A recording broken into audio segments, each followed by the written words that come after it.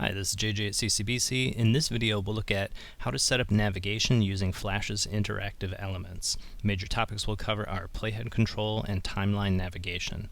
The software I'm using in this video is Adobe Flash Creative Suite version 6 on a Mac. So let's take a look at this. Here I have a sample Flash file set up. It is two scenes, so I have the scene panel open. The first one is just a start button. You'll notice it's a single frame. And then the second scene is an actual animation that I have set up. Just a simple, interesting visual animation. Okay.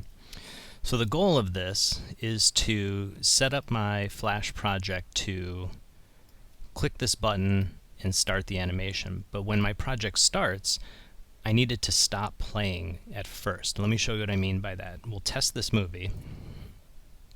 And you'll notice the button flashes for a second, and then the animation plays, and the button flashes for a second, and the animation plays, and it just keeps looping. Remember, the button is only a single frame, so it's playing the first scene in my sequence, the start scene, which is just a single frame. So for 1/24th of a second we see the button, and then it plays through the animation sequence, which is about 4 seconds long. So my goal is to control my playhead so that it stops here on scene 1, and all I see is this first frame.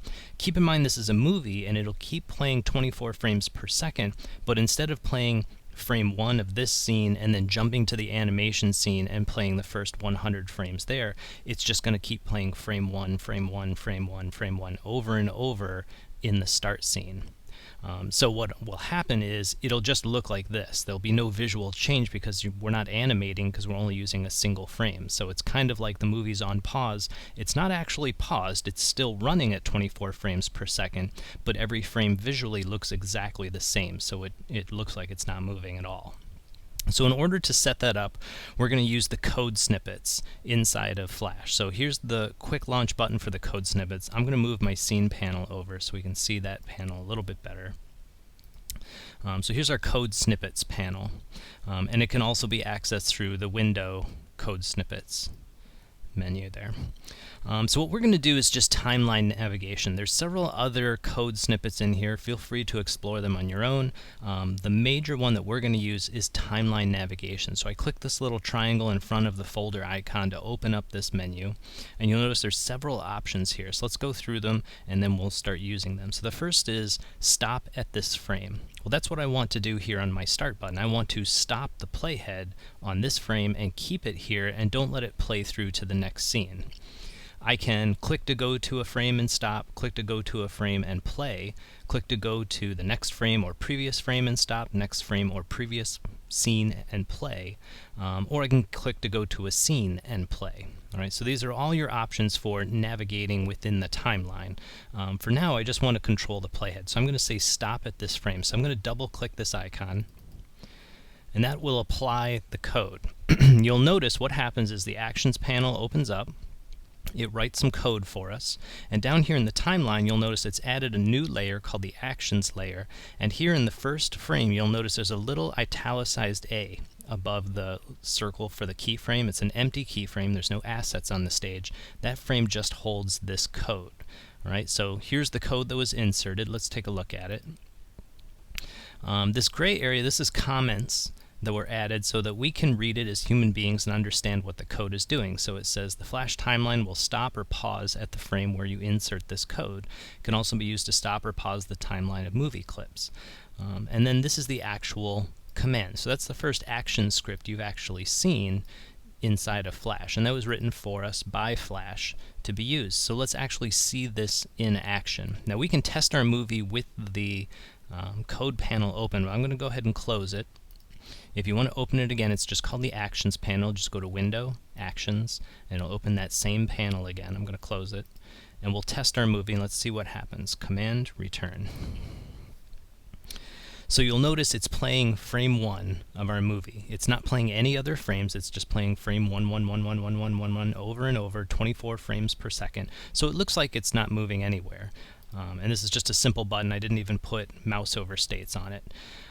So what we want to do now is when we actually click on this button, we want to go to scene 2, which is actually our animation scene. So right now, it doesn't do anything if I click on it. So let's go back. Now we need to select the button. In order to make something clickable, it has to be selected first. So we're selecting our start button. We'll go back to our code snippets. And one of our options is click to go to frame and stop, click and go to frame and play. Well, this would work great, except the frame we want to go to isn't in this scene. So this actually won't work for us. We can't use that. You'll notice there is a click to go to scene and play. So what we want to do is go to this animation scene and play that. So I'm going to double click this. Now, because the button was already selected, it knows this is the button that needs to be clickable. If I had 3 or 4 buttons in this interface and I had only one of them selected, that would be the one that I'm making clickable. In order for this button to be clickable, it has to have a name, which I have not given it a name, so Flash asks for one. It suggests a name that you could use. You can go with that. There's nothing wrong with it. I'm just going to call it Start Button. Don't use spaces in here. It's very important as far as code goes. I'm not going to turn you to programmers, but don't use spaces or special characters when naming your instances. So I'll hit OK. And it'll pop up some more code. So here is the Actions panel. I'm going to make it a little bit bigger. Here is that stop command that we had inserted earlier. So we're already familiar with that. It inserted all of this code behind it. So here is our first function that's been created. It was all created by Flash. You'll notice it says, and I'm actually going to hit return here so it doesn't scroll off the screen. There we go. Clicking on the specified symbol instance plays the movie from the specified scene and frame. So it gives us some instructions here where we can modify our code. Now you have to be very careful modifying code. Read the instructions very carefully, and then you can actually customize it to how you want it to behave. So step 1, replace scene 3 with the name of the scene you'd like to play. Well, if I move this over, you can see here the name of the scene we want is animation. So inside of these quotes, I'm going to change this to animation.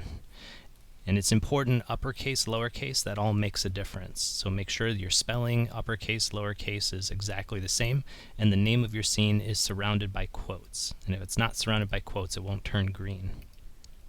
Replace number 1 with the frame number you'd like the movie to play from in the specified scene. Well, we want it to play from the beginning of the animation scene, so we want it to play from frame number 1. If we wanted to jump to frame 100, we could do that. You would just type in 100 at this point, but we're going to use frame 1 in the animation scene, and that's all the customizing we need to do.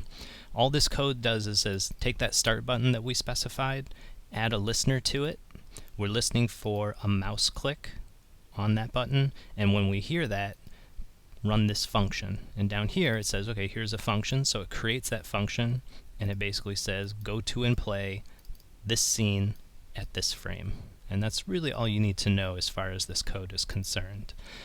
So that sets up a simple function to move the playhead from frame 1 of our start scene to frame 1 of the animation scene. So let's test our movie. Command return.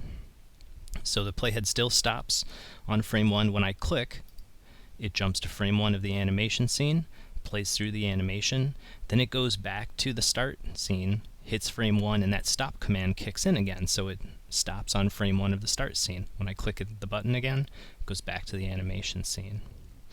So this is the basics of controlling the playhead, making it stop at a certain point in your movie, and forcing your user to make a decision. Click a button or other clickable object to indicate they want to go to this scene in your movie or another scene in your movie. And it's a great way to create start buttons, to create a link to a credits scene.